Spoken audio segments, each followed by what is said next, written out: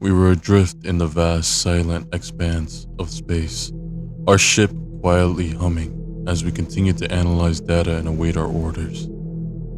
The days had blurred together, nothing to break the low buzz of machinery and occasional murmurs from my crewmates. But there was an unspoken sense of anticipation in the air.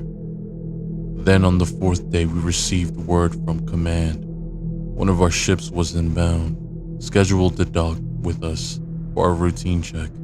We prepared to activate the bridge, running through the usual protocols. There was nothing unusual, just another routine procedure, or so we thought. As the other ship loomed into view, something felt off.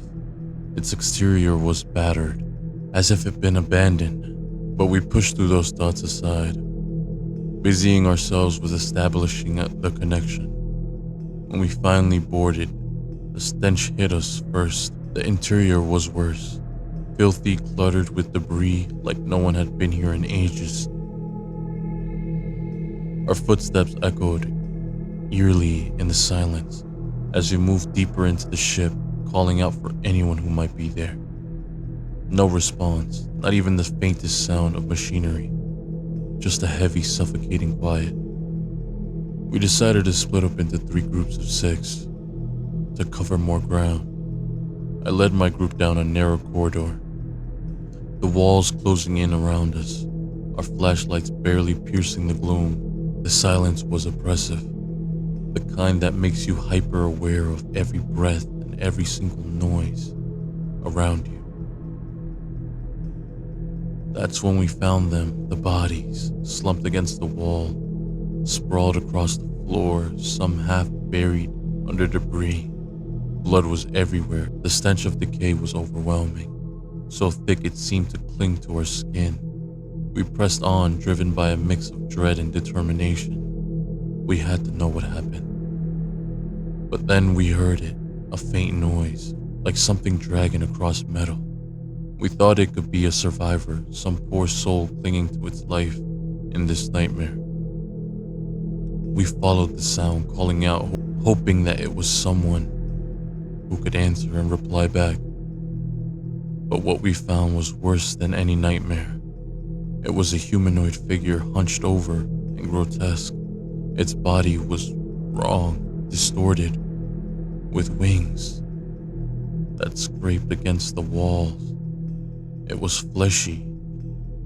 As it moved its head, the head was a grotesque parody of a spider, all mandibles and twitching legs, but there were no eyes. One of my crewmates screamed. The creature's head snapped in our direction, and in that moment, I knew we were doomed. We ran, or at least we tried.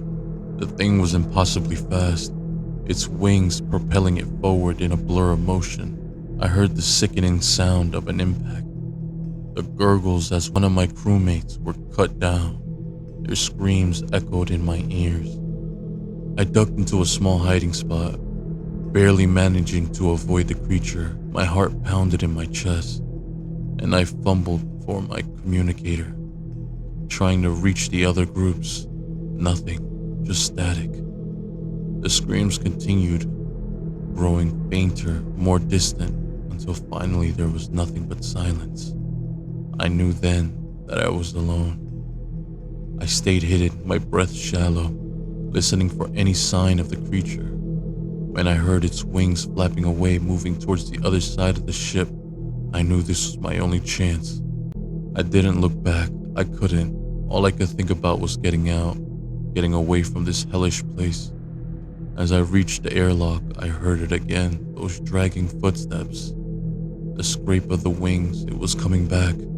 The creature was relentless. I could hear its wings cutting through the air, a steady rhythm that seemed to echo into my skull. I found a series of vents, just large enough for me to crawl through, and I ducked into them, praying the thing wouldn't be able to follow. The cramped space was suffocating, but I had no choice. I crawled, in every movement slow and deliberate, trying not to make a sound. The metal was cold beneath my hands, and the darkness was absolute. All I could do was listen to the creature stalking the halls, searching for me. There were a few close calls where it felt like that thing was right on top of me. I held my breath, my heart pounding in my ears as it passed by, just inches away from where I was hiding. Each time I waited countless seconds before I dared to move again.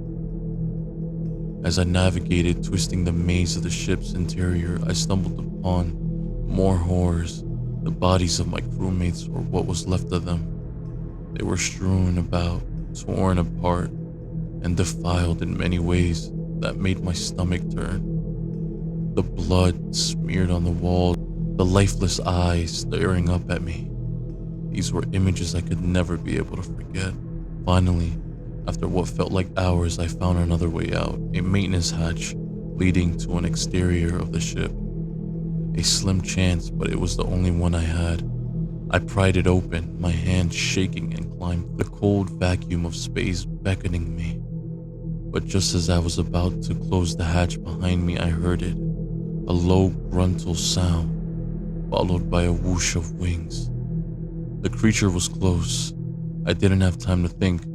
I launched myself through the hatch, sealing it behind me, just as the creature slammed into it, its claws scraping the metal. I floated in a dark void, my suit thrusters carrying me away from the ship. I dared to hope that I had escaped, that somehow I outmaneuvered the horror that had decimated my crew. But then I saw them. They were everywhere, dozens, maybe hundreds of those things, emerging from the shadows of space. Their wings glinted faintly in the starlight, their grotesque forms barely describable against the blackness. And then there was the largest one, their queen. I could only assume its head was the size of a small planet, and all the same features those little ones had. I was paralyzed with fear as the situation sank in. There was no escape, no chance of outrunning them.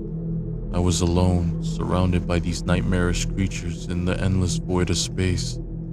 My communicator cracked to life, a faint signal barely holding on. With trembling hands, I recorded this message, knowing that it was likely to be the last thing I'd ever do. If you see this message, it means I didn't make it. There's something out here in the dark, things that no human should ever encounter. We're not alone in space, and whatever these creatures are, they're beyond anything we could imagine. I'm sorry to say this, but there's no hope. They're coming. Beware of space. Beware of what lies beyond. As I finished recording, the queen's colossal form shifted, and the other creatures began to move towards me, their wings beating silently in the vacuum. I closed my eyes, accepting the fate. There was nothing left to do but wait.